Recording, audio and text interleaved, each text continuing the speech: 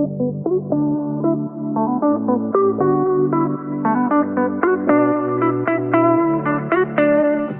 guys, just a little disclaimer. Unfortunately, our audio didn't record through our mics for this episode, so the quality is going to be a bit poor compared to our other episodes, and we are sorry in advance. We are sorry, but we hope you still bear with us through the episode. We really delved into some great ideas and discussion, so enjoy. Thanks. Hey guys, my name is Brianna. And I'm Crystal. And today, let's get chatting about work-life balance. I feel like this is something we constantly hear about and also something people struggle with a lot. And I don't know if there's like a misconception where like it can only be achieved if you are really organized or if you have like a type A personality, and like if you're not one of those two types of people, then you maybe can't achieve a work-life balance. Yeah, like the whole thing that like, oh, if you're disorganized inherently, then like you don't have much of a balance. Yeah. But I don't know if they go hand in hand. That's fair. Like,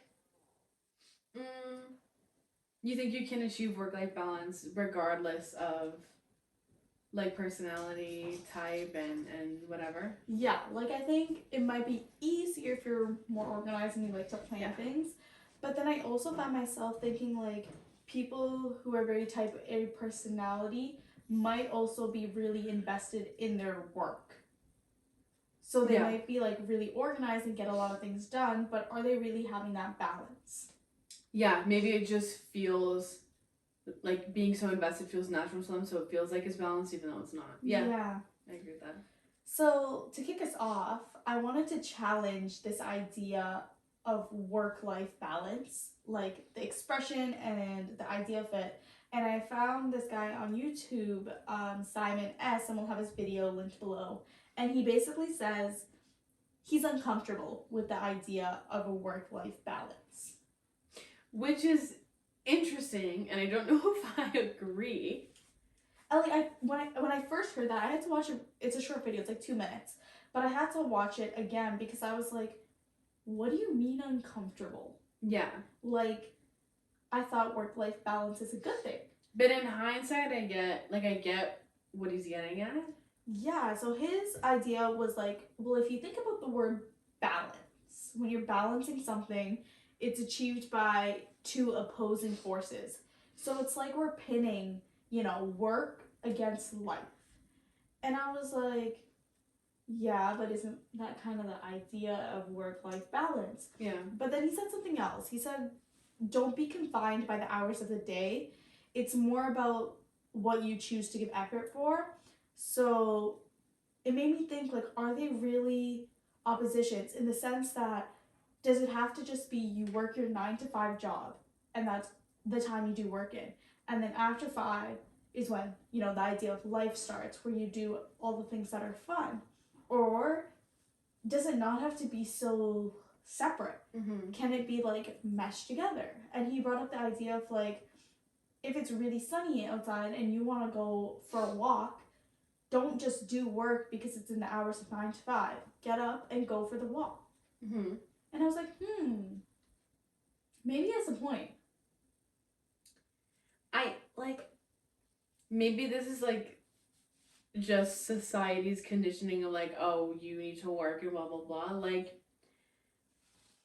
I feel, I don't know about the idea of like being uncomfortable with work-life balance, because I'm like that makes sense to me. Like, your work life like should be separate from your personal life, I feel like. But then I think I said this earlier, like I get the concept of like, well, if they were just so in harmony, you wouldn't need to balance them as two separate things. They would just coexist. Yeah, and I think his point is not to say, don't do both. It's like the way we do both. Exactly, the way we do both, and don't necessarily separate them where it's like, I have to work in these hours of the time, and then when I'm not working, then I have to do this. Because then you're confining yourself to like different norms. But at the same time, understanding that if you're the type of person where you need those boundaries to be like, I need to work 9 to 5 because if I don't have the time for work, I'm going to procrastinate or do something else, then work your 9 to 5.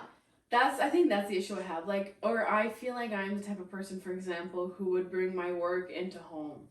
If I, like, because I'm pretty, like, driven and stuff. So then it's like, well, where's that boundary? Like, where would, I feel like I kind of challenge this thought because I'm almost like, I feel like there should be that line of, like, this is work, this is life, like, whatever. But yeah. Yeah, and it kind of brings us into, I just thought we'd start with that because it was a little bit of a different perspective of like, yeah, we need balance, but why do we call it work-life balance, and should they be so separate? But then it comes down to, you know, why is balance in life in terms of work even important? Like, why do we need to do it? And I think it comes down to like a couple of things. Like, first, just like the idea we think we need this balance because we hear it so often. So is it something we're just conditioned to need? Yeah. Or is it something we really need? And then also, I think the main reason we need it, and I'm sure most of you can agree, is to avoid this idea of getting burnt out. That's what I was going to say. Like, if you just don't have that balance in quotations and you give too much to like work, then you're bound to experience burnout. But again, that's probably missing his point of like, well, you wouldn't get burnt out if if things were meshed nicely, which I get, to be honest. And something I forgot to bring up from his video is he talked about like this idea, I can't remember what he called the exact phrase, but in his work you can call him basically saying, I need a day off, no questions asked, you get the day off like once a year, whatever. And he's like, people are still doing it. They're like calling him being like, I'm sick. Yeah. Like, I can't come in today. So it's like, why don't we just be transparent, understand that people need time away from work, even if it's in those hours? And I think that's the part that made sense to me, because if we're so confined to like the 9 to 5, in the days we are feeling more tired, you're gonna get burnt out maybe before 5 o'clock hits. You know what? Yeah, the more that we're talking about it, the more I'm like, no, that makes sense. Right? Like, I think it is sort of like a, not to be that person, but like a capitalistic, like, you do labor within these times of the day. But like, that's just, we do that because it's like supposed to be done. But maybe it would, like, it probably would be beneficial to like, I don't know, be able to, have like the autonomy to do whatever during your hours you're supposed to be working, because like, what kind of a life is that to not be able to like go on a walk or whatever just because you're like supposed to be working? Like, the balance is in like harmonizing it. I can get that. And like still getting your 8 hours of work today, but what if they're like split up? Like, you do 3 hours, take a break. Do the 3 flexibility. hours, take a break. Yeah, the flexibility, I think, is like what he's trying to get at, where it doesn't have to be confined to a specific time as long as you get everything done. I have a question for you. Yeah. Do you think, obviously, like, during and post COVID, work from home, school from home, and everything has been like more of a thing, more of a norm now. Do you think that that increase in work from home has promoted that kind of work-life balance that he's talking about, like just the meshing of work and life and making it easier? Or do you feel like it's not made things easier in terms of this? I think it really depends on how you took your work-life balance into COVID, but I honestly think it may have made things worse. Really? And I say that because of what you brought up earlier, where, you know, you're going to bring your work home. And I think it's important to have a separation in terms of what you do at work and what you do at home. Like, I think that still needs to exist, not necessarily in the times, but in like the environment. For example, you see like there's studies out there and lots of people say, don't do work in your bed. Yeah. Because you're going to come home to your bed and you're going to want to sleep. And you're like crossing a boundary. Exactly. Yeah. If you condition yourself to do work in your bed, then when you go to bed, you're going to be thinking about work. Yeah. It's just going to happen. So I think when COVID happened and everyone's working from home, and lots of people did not have the office set up where you can separate your bedroom from, your workplace. Yeah. And I know a lot of students didn't, and a lot of students work in their bed. I was logging onto my 8 a.m. classes in my bed. Exactly. So I think that actually took away from the balance, because it was not separate at all. You were doing everything in one place. So even when you were trying to do something life-based or whatever you want to call it, you still had work in your background because it was the same location. So I think that was a big problem.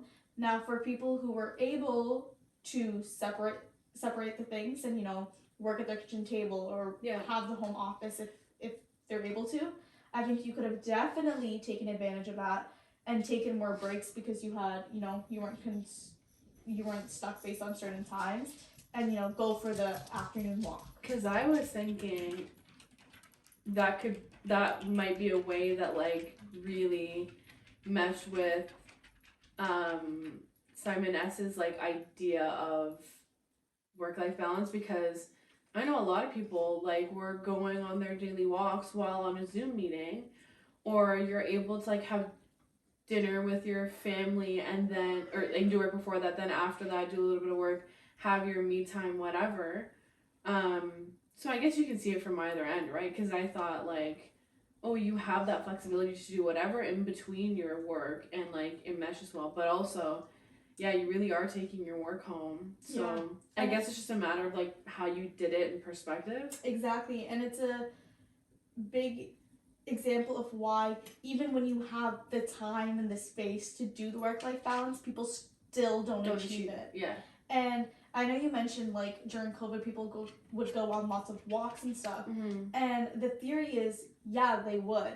But unfortunately, and there are many studies that have indicated, in terms of just physical activity, as a population here in Canada and the States, we don't meet those guidelines as a whole. And not only did we not meet those guidelines during COVID, they went down. Post-COVID, really. Through COVID and after. And that's because you did not have to leave your house. So any physical activity that you would have got just from, walking to work, walking from your car to work, walking in between meetings, or walking down the halls, you didn't have that. So yeah, people went on maybe the 10-minute walk, but it didn't necessarily equate to what they would have gotten if they were actually go to work. Yeah, that's valid. I would almost think that after being cooped up during COVID, that our activity would have increased as a population, but because, so antsy to finally be able to do that, but that's a little bit surprising. Yeah, I guess it does make sense though. Like, you got used to it for, what was it, 2-3 years? Yeah. And sort of just got into, like, the habit of not being as active. Yeah. So why do it? And yeah, like, the burnout idea is not just physical, it's also mental. It can be emotional exhaustion. And all of these things, in my head, the reason to achieve work-life balance is to reduce stress. Yeah, I think that's, like, that's the main thing it's getting at, right? Like, the whole purpose of promoting work-life balance is so you don't take your work home with you, so you don't underemphasize work. Like, it goes both ways, yeah. And all that has to do with stress, because you overemphasize your work, you're stressed. You don't emphasize your work enough, you're behind, you're stressed. Yep. So, yeah.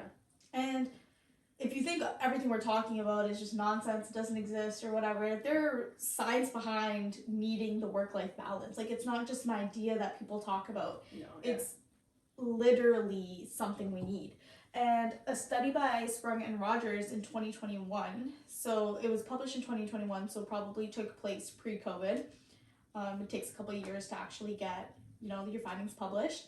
But they did a study with college students, and it was regarding mental health. So when we think about, burnout not just being physical, they found that work-life balance was negatively related to a student's perceived stress, general anxiety, and depressive symptoms.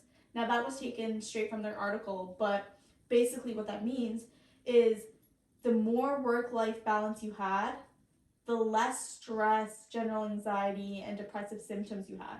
So they're like opposites. The more you have the balance, the less you're going to feel the negative effects. Yeah. Which, I mean, it's something that we assume and is like basic knowledge, but it's just the fact that there's like literal studies to back up, like, hey, you literally for your well being need this balance. Yeah. So I think we underestimate how important it is, like, as this shows. It's scientifically pretty freaking important.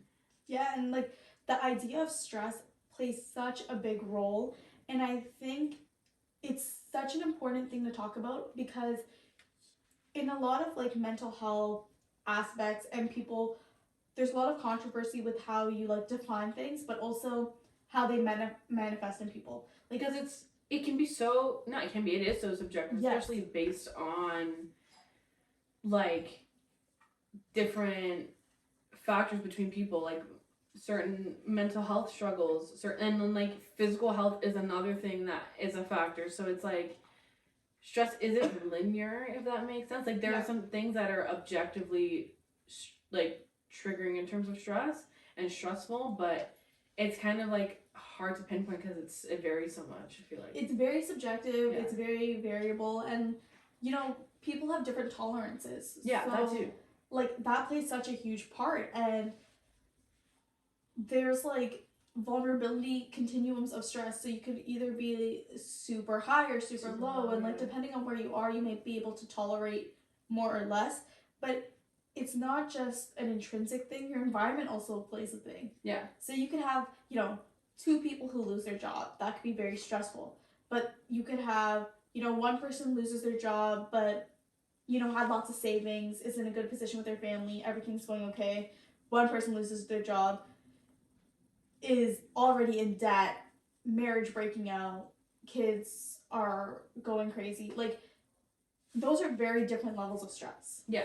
To like a very similar situation, both people lost their jobs. Exactly. So we also have to think of the balance in terms of how stress plays a part on it, and it's very important. And I don't know if you guys have heard of it, but cortisol is your stress hormone, and it's not just bad.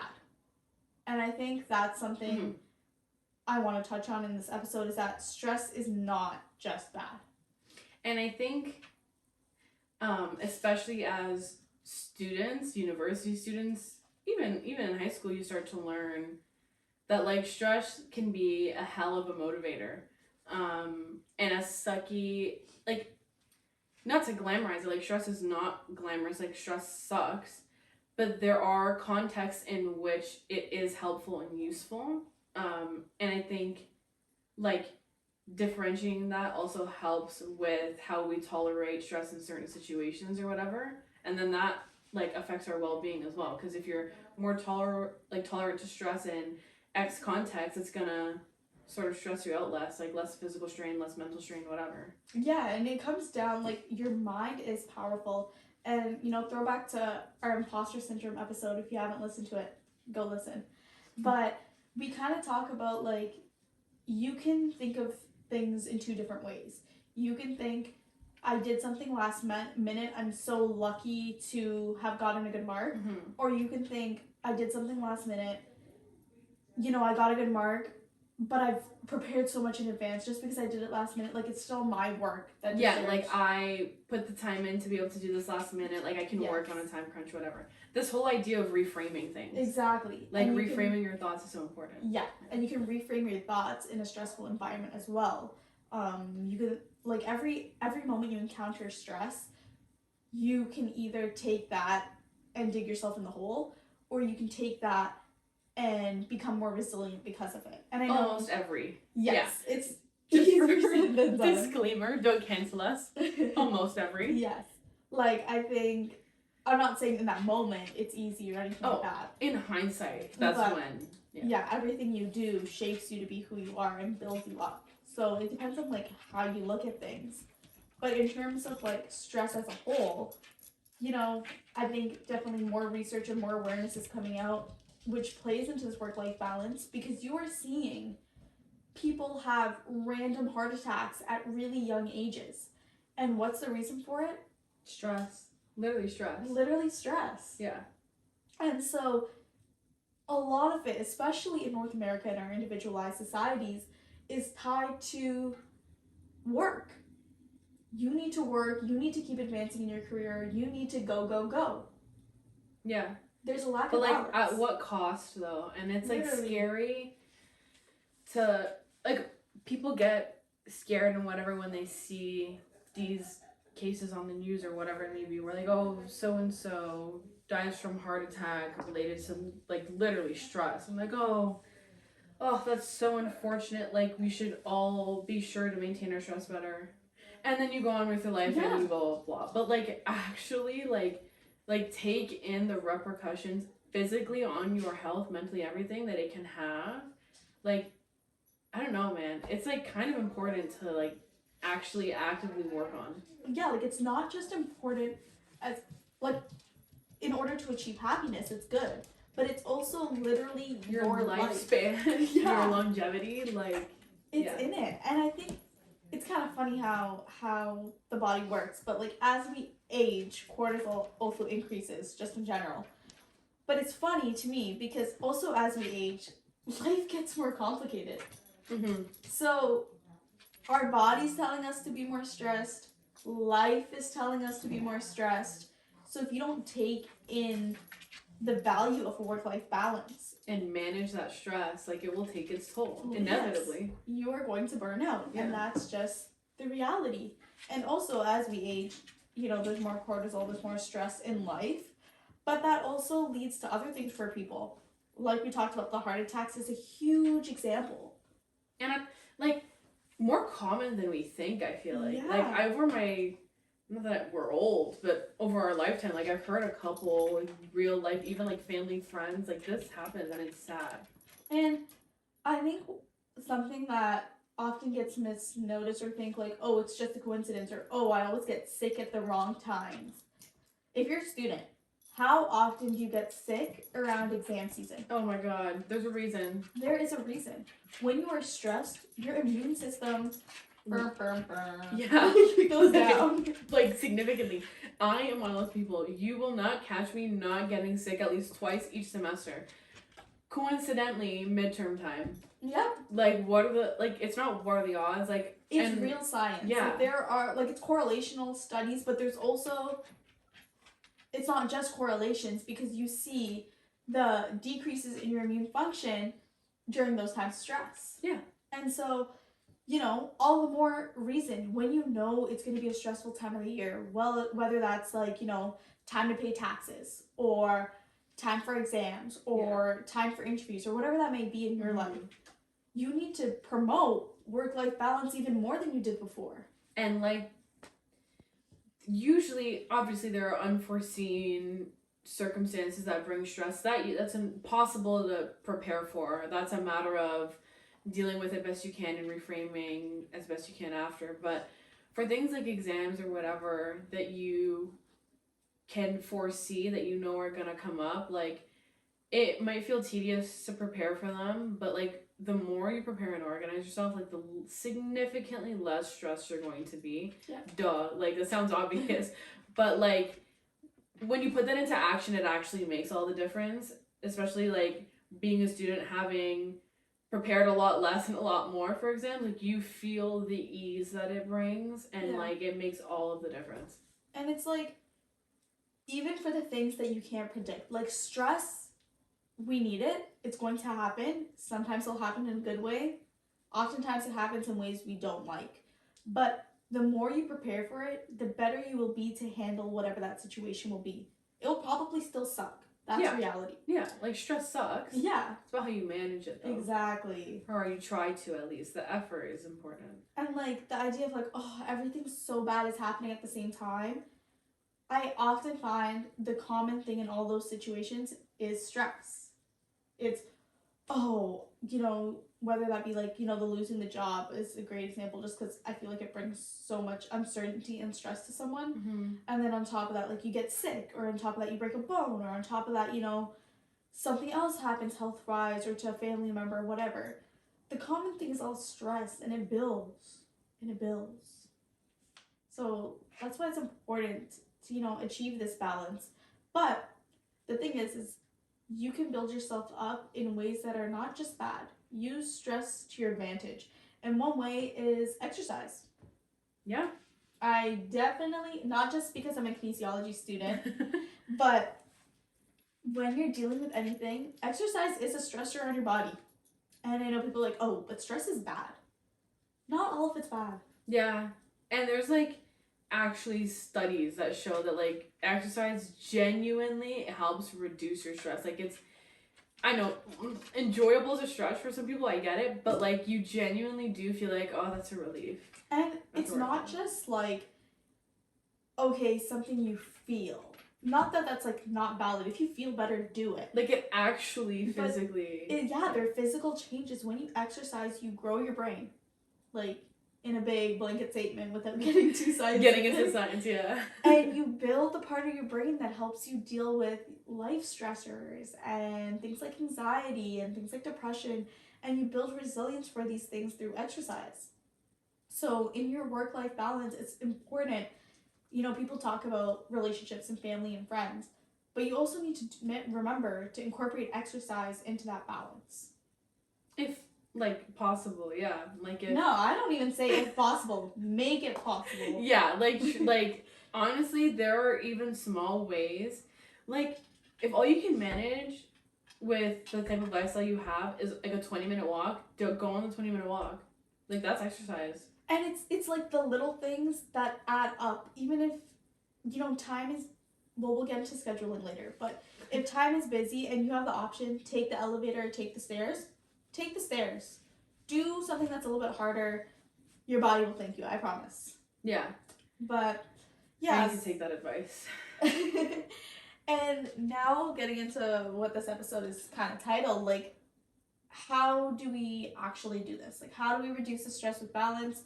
How do we have a balanced lifestyle? And is it just big fixes? Is it small fixes? Mm-hmm. That's all things we're going to talk about now. And the first thing that I found, which was kind of cool, especially for stress, is being in nature. Yeah. And there's something so different. And I'm going to have a bunch of studies listed below. Guys, like, if you're interested, check them out. They're so cool. It is super cool, yeah. There's like one that basically it talked about exercise, but it could really be any task you're doing it outdoors in a green space, or it was like doing the same exercise indoors. And they found doing it in a green space was able to reduce symptoms of depression and anxiety, and even more so with people who are actually diagnosed with major depressive disorder or generalized anxiety disorder. And was this long-term or short-term, sorry? I don't remember specifically, but I do know in other studies that I've looked at, like throughout my degree, is some of them can be short-term effects of exercise, but that's why you need to keep doing it. I was going to say, some of the ones I've read, it's like, well, short-term in the sense that once you stop, obviously the effects will stop. Yeah. But if you, like, keep it up, like, yeah. And I think it depends on what you're talking about, because if I go back to, like, what I said previously, where exercise helps your brain grow, that's a permanent change. Mm-hmm. So if you exercise enough and are consistent and regular, that's like the key. Yeah. Your hippocampus will grow, and that will stay forever. Mm-hmm. Like eventually with age it decreases, but you know, that's a permanent change. But in terms of this study, I think the effects would probably be short term, but not in the sense of like don't do it because it's short term. Yeah. It's just like, well, be in nature. Yeah. And like, I don't know, I know there's some people who are like not a fan of being in like the wilderness and nature or whatever, but like majority of people can say like you feel good when you're, especially like in the summer, like when you're outside and you're getting like fresh air or whatever, like it just, the fact that you feel good being outside is an indication of the fact that it is good for you, I feel like. And you don't need to go camping. No. But you can go like for a walk in a park. Yeah. And that's super accessible and super easy and super go by a lakeside, go for a walk, like whatever. It's like, it's not just the idea of work-life balance. I think it's the things you do in life that create the balance. Wellness. Yes. And being in nature is definitely one of them. Another thing is mindfulness. And which is easier said than done, I can 100%. Yeah. But like, throw back to another episode we did. Yeah. Like the gratitude episode is all about mindfulness. Like, these journals actually work. Yeah. So that's another thing we need to do in the balance, because as much as we think about, oh, this is going wrong and that's going wrong and blah blah blah, how much are we looking about what's going right or what actually worked? Yeah. And just like becoming more self-aware. Now there's a fine line between becoming self-aware and rumination, where you're like going down the hole of, oh, I did this wrong and this sucked and I can't do this and blah blah blah. Yeah. There's a fine line, so you gotta be careful. But becoming self-aware about your needs and your wants and what you need to be doing, definitely. 100%. Yeah. And a third thing to reduce your stress specifically is just, I know, definitely easier said than done. I Yeah. was gonna say like just relax, but Just chill. we all know that doesn't work. But incorporating some version of relaxation into your lifestyle. And like, I know why you're about to say just relax, because when you think about it, like, there is something, even something small you can do to relax. Like, for my fellow people there who like to read, like, sit down and read for like 20 minutes. You will feel like that is relaxing for someone who likes to do that. You love music, like, listen to music, whatever. Cook. Some people, that's their form of relaxation. I'm gonna cook. Even some people, like, I need to clean, and once my house is clean, I can relax. Like, literally, it sounds outlandish, but whatever it is, like, there are ways to go about relaxing that aren't your typical, like, it doesn't have to be some of the things you typically think of, like yoga or whatever, or music. But those are like things you see commonly and there's whatever, but do your personalized version of relax. Yeah. And that's the point of the balance. It's like one person cannot give you the list of how to do work-life balance. You have to create it for yourself. Mm-hmm. And brings us into our next point of making things enjoyable. And like, I know, like, what the heck does that mean? Yeah. How do you make my work enjoyable? But I think we say this almost every episode, like, the whole idea of romanticizing your life. Yeah, like, guys, it works. Like, it actually does.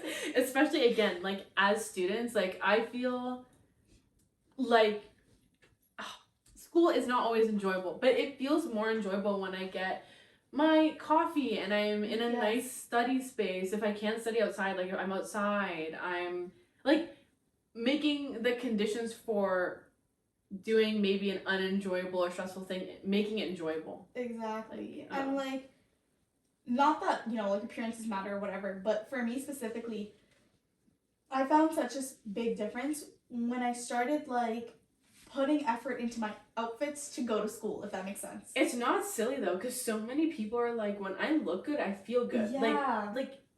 Yeah. Honestly, I feel different days where I just go in my sweats and my sweater versus I like put together an outfit. Like, you feel like good because you feel like pretty or presentable or whatever. So it makes you want to be more productive. You're like, okay, like, I got this, like, I feel good, whatever. And I'm not sure if that's a bad thing in society, but that's another topic. Yeah. But like, you know, do the little things, like getting your coffee, or like if it's picking a cute outfit or doing your hair, or, you know, not even looking good. Like, if you, like, I love my sweats and my sweatshirts. Like, I will wear them, like, I'm gonna have a great day. Like, I'm gonna be so comfortable. It doesn't have to be like looking good, like, just being comfortable and, like, you know, whatever it is for you. That's what I say, personalized to make it enjoyable. Something I found really interesting, well, now that I think about it, it's like kind of common sense, but obviously, I guess, like, low negativity couples have lower stress rates.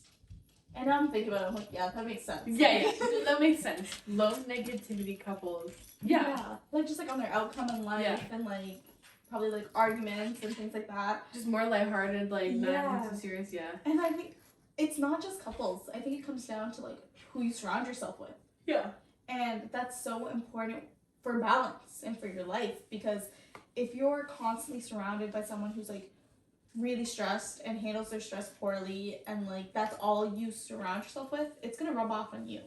Yeah, like you said, forget couple. Like, fine, you're single. Don't give yourself an excuse to not. Like, just your inner circle. Like, like you said, who you surround yourself with is, it makes all the difference, even though you may not realize it. And something I think we all know, but sometimes forget about or forget the importance of, our pets. Yeah, man.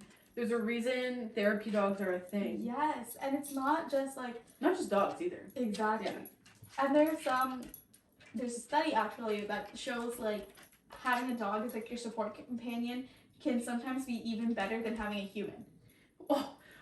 And they can talk back. Yes, of course. I 100% believe that. Oh yeah. Like I can tell my dog whatever I want, and he's always on my side. Sometimes he gives me attitude, but all the cat ladies out there are like, I know that. Thank you. I'm like, very aware. There is a reason for that. It's something about just like the unconditional love without the like, oh, but how about this? Or did you think about that? It's a different kind of loyalty and like, I don't know, relationship and love with your pet. Yeah.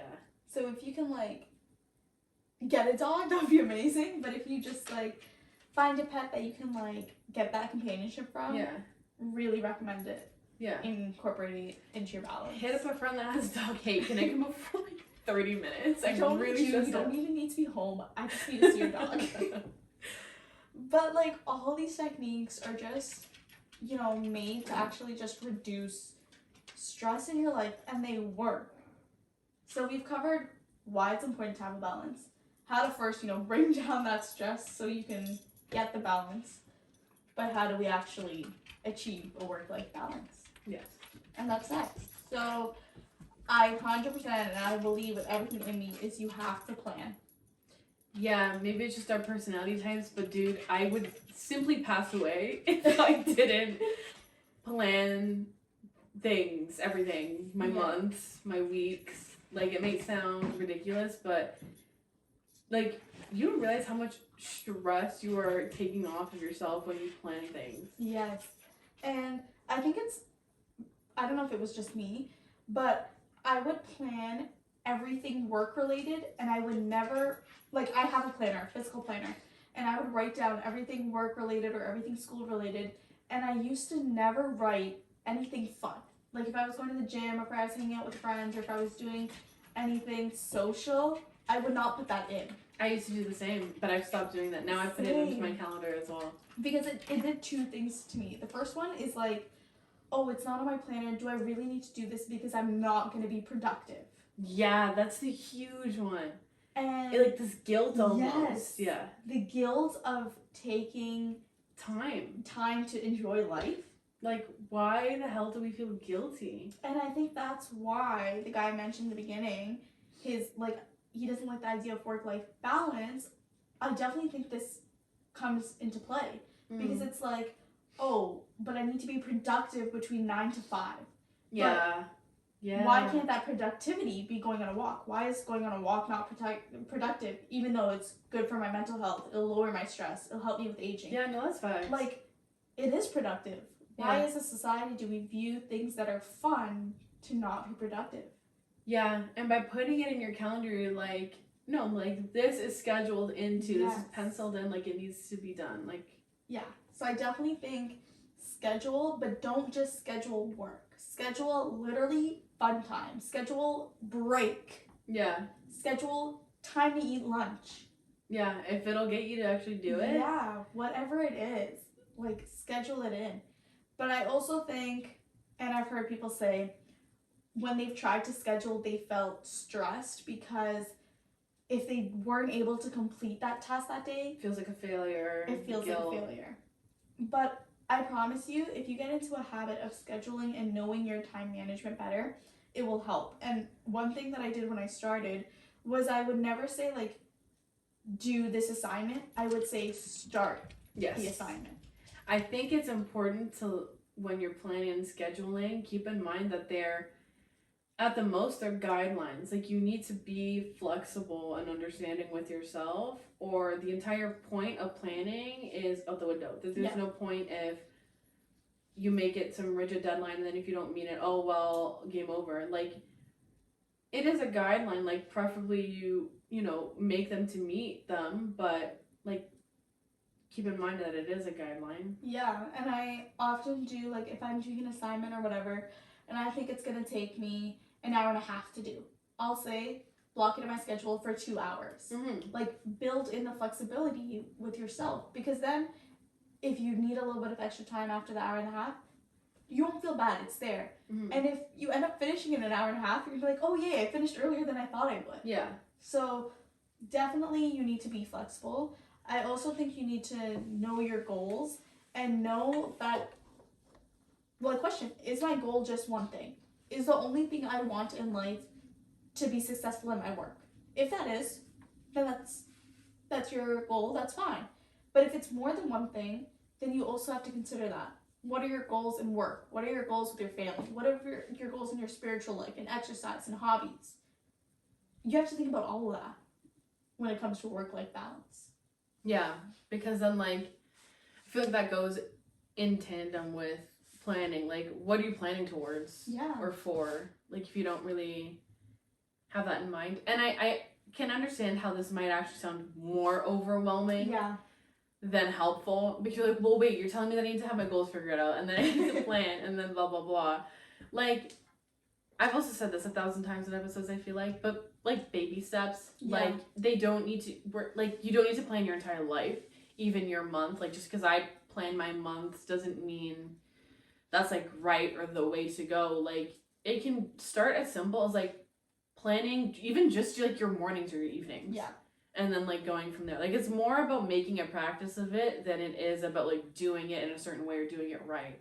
And part of work-life balances are definitely, I think, having a routine, but that can be self-sabotaging in itself when the routine breaks. Yeah.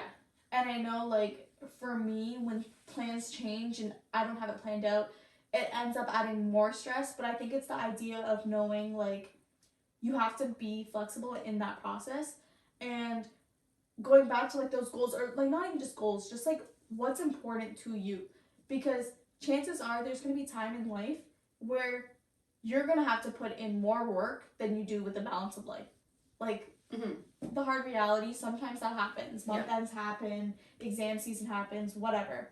But if you have an hour of free time, what is going to fulfill you most in that hour of free time? What is the most important thing you need to be doing in that hour? And I think that's where the balance comes in, because it's so easy to just be like, oh, I'm gonna procrastinate in that hour, when that's gonna make you feel unfulfilled. It's not gonna reduce stress. Or you can do something like exercising or meeting with a good friend or going for coffee for the hour and reducing stress, getting a little distraction, and building in life to your work. Yeah. And again, easier said than done. Like, oh, especially now, I feel like we have such a culture of procrastination. Yeah. And, like, social media doesn't help. I'm talking about TikTok. But, like, that's something I find myself trying to be better with. Instead of spending an hour in between studying on TikTok, like, I'd rather read my book. Like, I feel better when I read my book. Or, like, make a meal or listen to music in between that time. Like, it's just about being conscious of it, or, like, trying to be more conscious of it. Yeah. And I'm sure everyone has heard this, like, take a day off. Do, like, unplug from everything. But I think it's important to make sure your days off are just as coordinated and, you know, fulfilling as your days at work, if that makes sense. Not in the aspect of, like, you don't have to be, like, overwhelm yourself. Yeah. But in the aspect of, like, be intentional with your day off. Yeah. Like, do something that's going to uplift you, reduce stress, all the things we've listed. Because if your days off are still checking emails or still on social media, or doing nothing instead of doing something you enjoy doing, like, you're not gonna feel as de-stressed and, like, fulfilled and whatever. Like, you have that time, might as well put it into something you enjoy and then reap the benefits of that than just not. Exactly. Like, you have to actually be present in your days off. Do something fun. And I saw this one TikTok, and I think she was talking about, like, what she does on her weekends or something. And it was like, oh, Sundays are, like, so dreadful because the next day, you know, is Monday and I work on Monday and, like, the cycle continues. And then she did, like, this TikTok. And she was like, today I'm going to treat my Sunday like a Saturday. And she was like, I had so much fun. I hung out with friends. I, like, enjoyed the weekend because, like, I actually took my day off of Sunday, not just, like, mentally preparing for the next day. The next week, Yeah. And I think that goes with, like, trying not to live and fast forward. Yeah. Which is such an easy thing, especially if you have a busy life, like your work or you are a student, whatever. Like, it's so easy to be like, oh, I'm dreading XYZ next week and just live in preparation for that. Like, it sucks. Yeah. Like, I think that TikTok is a good.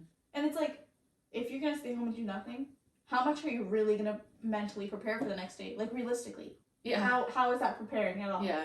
You're just avoiding the inevitable. Might as well enjoy that time. Or you're just dreading the inevitable. Yeah. Like, instead of, like, sitting in dread, like, yeah, do something you enjoy. Yeah, be present and be intentional with your days off. And then another thing I had, which we kind of already touched about, is I think the pandemic definitely meshed the work-life balance. So just be aware of that. Like, we're not in full pandemic mode, but we still have the consequences of that. Lots of people are still working from home as a result because they can't. So many people. So make sure you're separate. And if you don't have a home office, that's fine.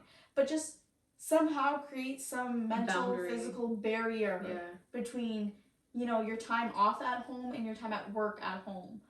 Don't be doing work in bed or doing work in your living room where you like to relax right after work, because that meshes things. Yeah. So 100%. We need to do that. Also, create your boundaries. Create your boundaries for your time off, and it kind of goes with the days off to be intentional. But see, this is where I question the video I brought up at the beginning, because he says, mesh your work-life balance, but how do you mesh it with boundaries? That's my thing. That's why I think ultimately, even though I can see where he's coming from, I'm still pro work-life balance, because that's paradoxical. Like, how do you mesh but also maintain I don't know. If you can do it, do it. Yeah. But maybe it's I'm gonna work 9 to 5, but if I need the break in that time, I'm gonna take it. But at the same time, after 8 p.m., I'm not checking emails. Exactly. That's what gets me. Yeah. Because I still think there needs to be some type of boundary, or in the aspect that it can only apply one way if you're meshing it. So for example, life can maybe come into work, but work can't come into life. See, but then that's flawed, and then it's does it even work? Yeah, so I don't know. What do you guys think?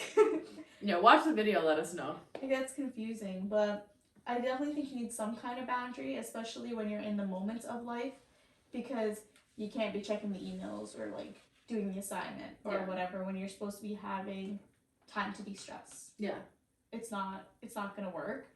And another video I saw, also will be linked below, is we negotiate so much in terms of if you're from the business world, you negotiate for a salary, you negotiate with your clients, you negotiate for so many things in life. You even negotiate in your personal life, your own time. I have to work, but I'll make it up. I'll do this. I have to work this weekend, but don't worry, next weekend we can do something big. We'll make up for it. Why don't we negotiate for more time at work? Yeah. And I was like, why is that such a bad thing? Why don't we say at the beginning, and that's kind of what she was saying, if you have a client and they're like, let's do something by Monday, why not just ask, hey, is it possible? How about we get it done by Tuesday? You had an extra day and there's no consequences. Mm-hmm. Why are you setting yourself up to do something, super, super tight when you can give yourself more flexibility? Then you might not have to work as much on the weekend. Mm-hmm. Why push something off a whole, your life for the whole weekend if you can extend a deadline an extra day? Yeah, I feel like we're just sort of made to feel especially with work culture and labor and all that, we're made to feel like we need to be go, go, go. And that's a priority, even if we sacrifice blah, blah, blah. But I'm sorry, that is not true. You should not be sacrificing your relaxation and your well-being. At the end of the day, you can broaden deadlines and it is not going to kill anyone. Yeah. Stress will kill you. Stress will kill. So, yeah. At the end of the day, that's what it comes to. If you're in the moment and you're thinking, oh, I have to get this deadline, I have to do blah, blah, blah, blah, blah. When you're 6 feet under, that deadline doesn't matter. And your boss may not like you saying, I'm going to take 2 extra days to get this done. That's too bad. Who's the one who's not going to who's the one stuck not liking the feeling of being stressed. You. Yeah. At the end of the day, no one feels it other than you, so you have to take care of yourself.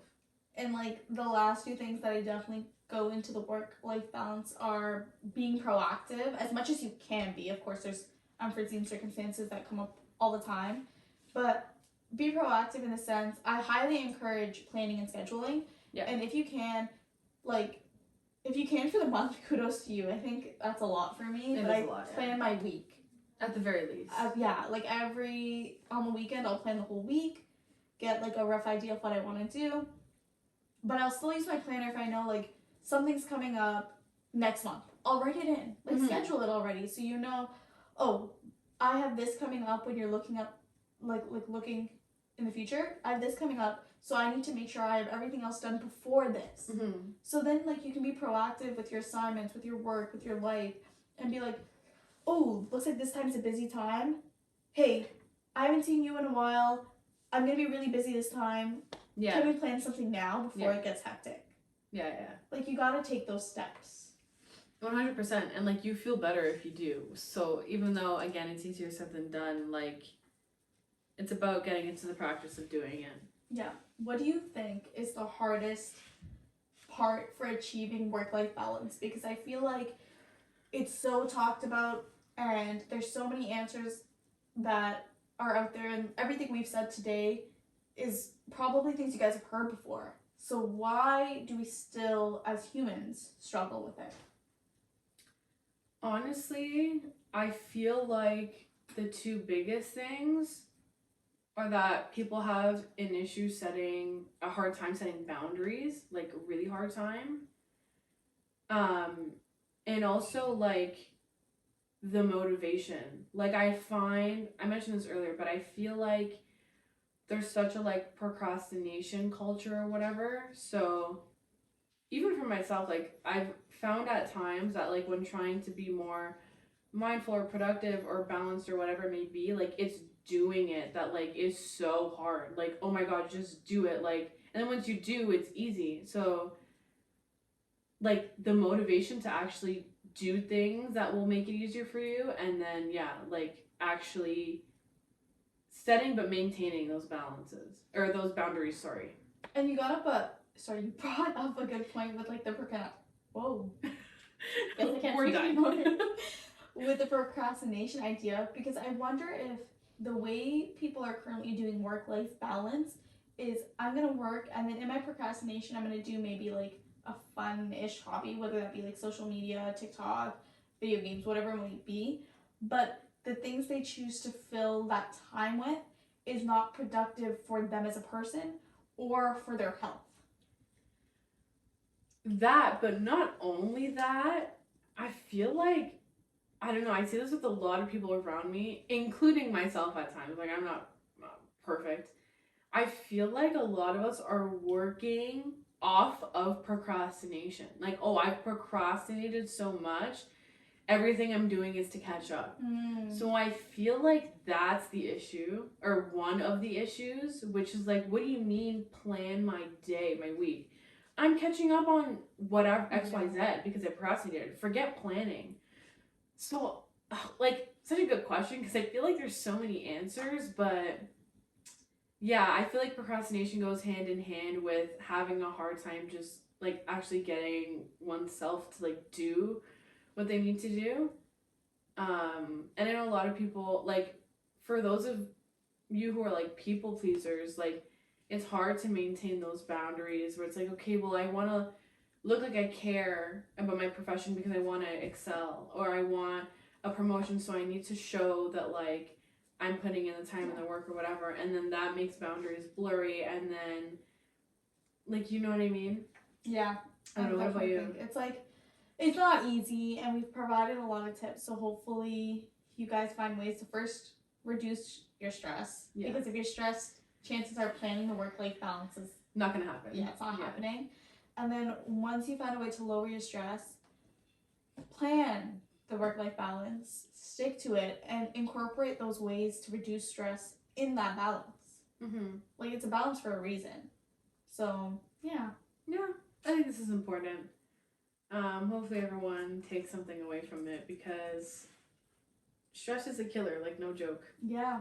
Stress will kill you, so plan ahead, be proactive against it, and use the good stress to motivate you. Yes. So as always, guys, we thank you so much for listening. There were a bunch of cool studies that we talked about in today's episode. Everything and all the videos will be linked down below, so feel free to check them out. As well, we have our socials listed down below. We are Let's Get Chattin Podcast on Instagram, Spotify, and YouTube, and just Let's Get Chattin on TikTok. We thank you so much for listening. We post every other Monday, so our next episode will be released Monday, March 18th. And let us know what you do outside of work. Until next time, let's keep chatting. See you guys.